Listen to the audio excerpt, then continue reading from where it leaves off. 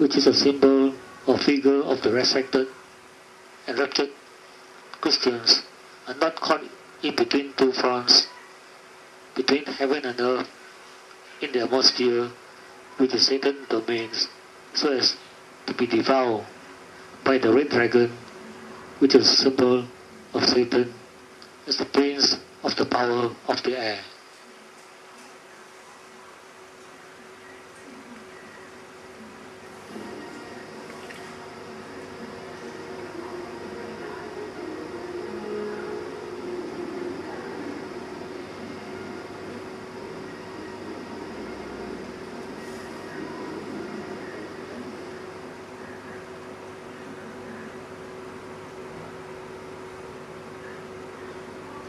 Then there was war in heaven.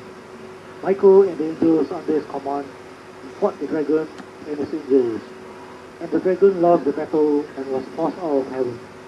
This great dragon, the ancient serpent called the devil or Satan, the one deceiving the whole world, was thrown down to the earth with all his angels. Then I heard a loud voice shouting across the heavens, "It has happened at last. The salvation and power and kingdom of our God and the authority of his Christ. For the accuser has been thrown down to earth, the one who accused our brothers and sisters before our God day and night. And they have defeated him because of the blood of the Lamb and because of their testimony. And they were not afraid to die. Rejoice, O heavens, and you who live in the heavens, rejoice. But woe will come down on the earth and the sea.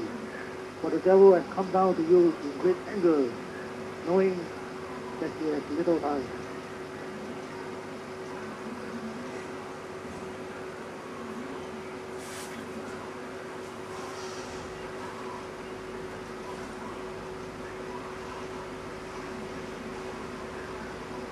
And when the dragon realized that he had been thrown down to the earth, he pursued the woman who had given birth to the child.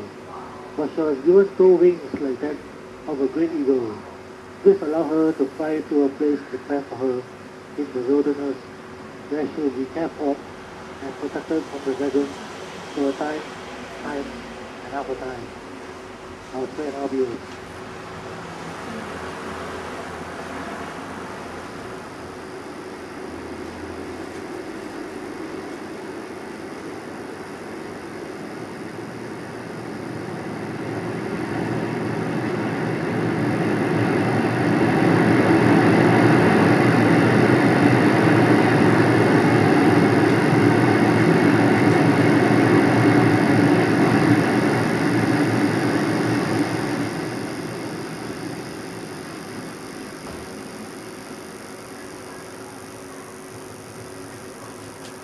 Then the dragon tried to drown the woman or the church left behind with a flood of water, symbolizing the nations that flow from his mouth.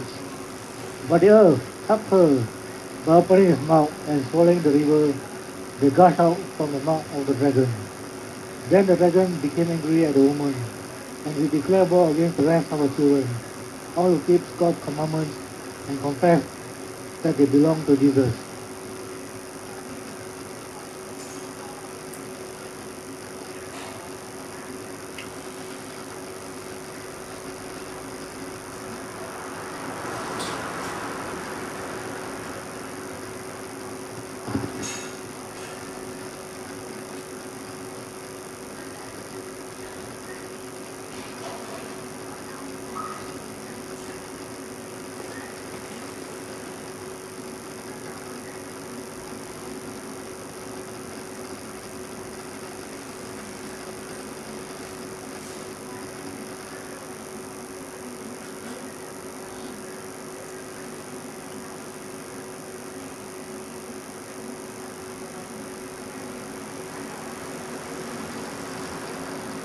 Then the dragon stood waiting on the shore of the sea. And now in my vision I saw a beast coming out of the sea.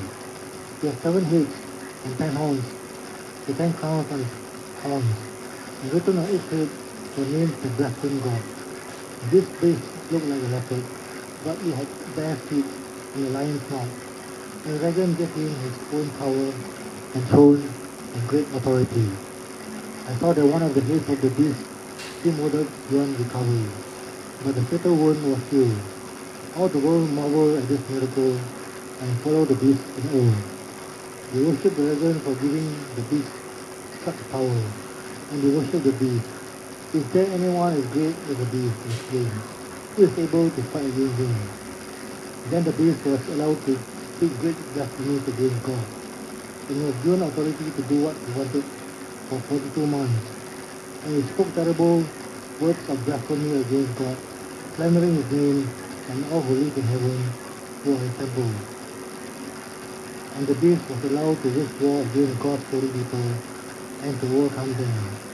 He was given authority to rule over every tribe and people and language and nation. And all the people who belong to this world worship the beast. They are the ones whose names are not written in the book of life, which belong to the Lamb who was killed before the world was made. Anyone who is willing to hear, to listen and understand. The people who are received from prison will be arrested and taken away. Those who are detained for death will be killed. But do not be dismayed, for here is the opportunity to have endurance and faith. Then I saw another beast come out of the air. He had 2 horns like those of the lamb, and he spoke with the voice of a dragon. He held all the authority of the first beast, and he required all the earth and those who belong to this world to worship the first beast, whose death wound had been healed. He did astounding miracles such as making fire fresh down the earth from heaven while everyone was watching. With all the miracles he was allowed to perform on behalf of the first beast, to deceive all the people who belong to this world. He ordered the people of the world to make a great statue of the first beast, who was fatally wounded and then came back to life. He was permitted to give life to this statue so that it could speak. Then the statue commanded that anyone refusing to worship it must die. He required everyone, great and small, rich and poor, slave and free, to be given a mark on the right hand or on the forehead. And no one could buy or sell anything without that mark.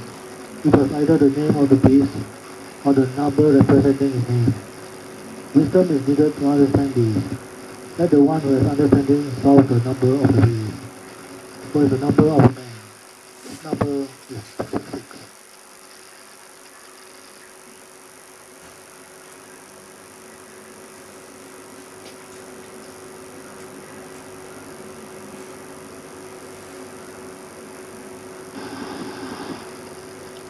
The beast that rises out of the sea is the Antichrist, who arises as a political power out of the masses of the Gentile people symbolized by the sea, in contrast to the beast that rises out of the land, which is his false prophet, who may rise out of the land of Israel or Palestine and could be a Jew.